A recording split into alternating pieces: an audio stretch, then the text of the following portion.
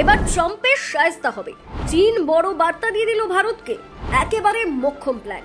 ট্রাম্পের শুল্কবাজিতে মোদি কি তবে কোণঠাসা হয়ে পড়ছে? চীন বলল এবার শায়েস্তা হবে। বন্ধুত্বের মুখোশ খুলে ফেললো আমেরিকা, ভারতকে বাধ্য করতে চায় আমেরিকা। ভারতের উপর ট্রাম্পের 50% শুল্কের জবাব কি দেবে দিল্লি? চীনের হুঁশিয়ারি, ভারত যদি নতজানু হয় দুর্বলতা হিসেবেই দেখবে বেজিং। ট্রাম্প বনাম মোদি, রাজনৈতিক লাভে বন্ধুত্বের পর্দা সরাচ্ছে যুক্তরাষ্ট্র। ভারতকে ঘিরে ফের পশ্চিম প্রাচ্য সংঘাত, বাণিজ্য যুদ্ধ না কূটনৈতিক ফাঁদ? শুল্ক বাড়িয়ে ভারতকে কোণঠাসা করার ছক।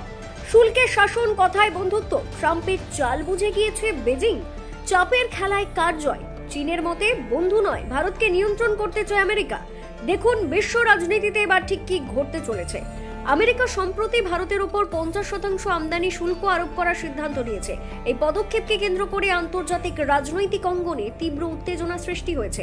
বিশেষত চীনের রাষ্ট্রীয় সংবাদপত্র গ্লোবাল টাইমস এই সিদ্ধান্তের বিরুদ্ধে কড়া প্রতিক্রিয়া জানিয়েছে।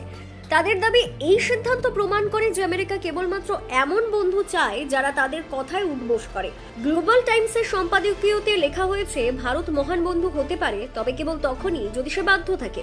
অর্থাৎ আমেরিকা ভারতকে কৌশলগতভাবে স্বাধীন দেখতে চায় না। ভারতের স্বাধীন পররাষ্ট্রনীতি এবং নিরপেক্ষ অবস্থান যে আমেরিকার পছন্দ নয়, তাই এই পদক্ষেপ থেকে স্পষ্ট হয়েছে। ট্রাম্প প্রশাসনের বিরুদ্ধে সরাসরি আক্রমণ শানিয়ে গ্লোবাল টাইমস দাবি করেছে, ভারত যখন মার্কিন প্রত্যাশার বাইরে চলে যায় তখনই তার উপর চাপ সৃষ্টি করা হয়।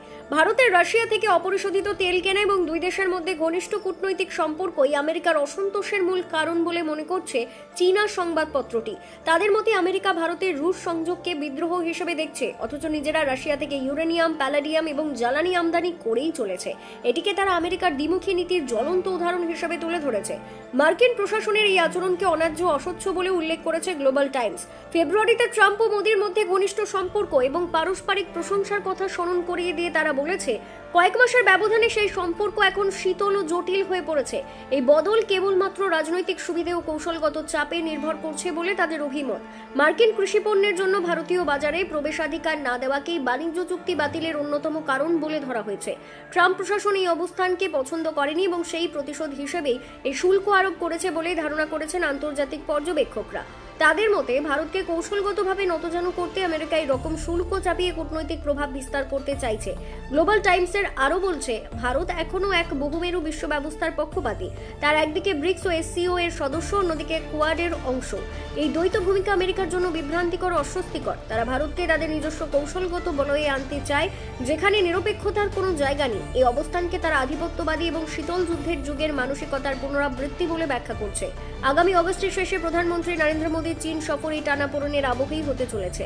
পর্যবেক্ষকেরা মনে করছেন, এই সফর ভারত মার্কিন সম্পর্কের ভবিষ্যৎ দিক নির্ধারণে একটি গুরুত্বপূর্ণ কূটনৈতিক মোড় হিসেবে কাজ করতে পারে। Bureau report, Bangla digital TV.